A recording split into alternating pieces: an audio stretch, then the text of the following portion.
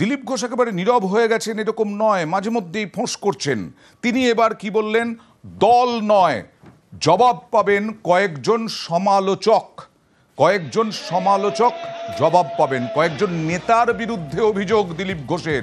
সঠিক সময়ে সমালোচকদের জবাবের দাবি দিলীপ ঘোষের। জগন্নাথ দেবকে স্নান করালেন আজকে দিলীপ ঘোষ। দুর্গাপুরে জগন্নাথ মন্দিরে সস্ত্রীক দিলীপ ঘোষ। তারপরে কি বললেন দেখুন।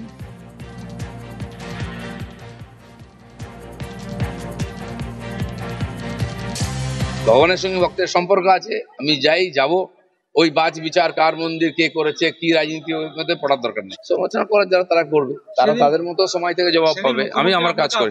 দলই সব থেকে বড় সমালোচনা করেছে।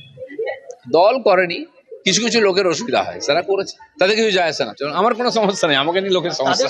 দিলীপ ঘোষ একেবারে নীরব হয়ে গেছেন এরকম নয়, মাঝে মধ্যেই ফোঁস করছেন। তিনি এবার কি বললেন?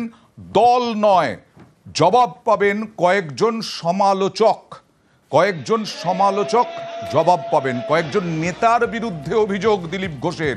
সঠিক সময়ে সমালোচকদের জবাবের দাবি দিলীপ ঘোষের। জগন্নাথ দেবকে স্নান করালেন আজকে দিলীপ ঘোষ। দুর্গাপুরে জগন্নাথ মন্দিরে সস্ত্রীক দিলীপ ঘোষ। তারপরে কি বললেন দেখুন।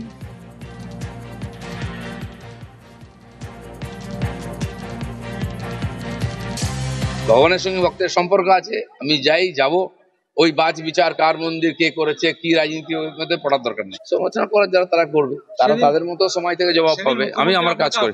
দলই সব থেকে বড় সমালোচনা করেছে।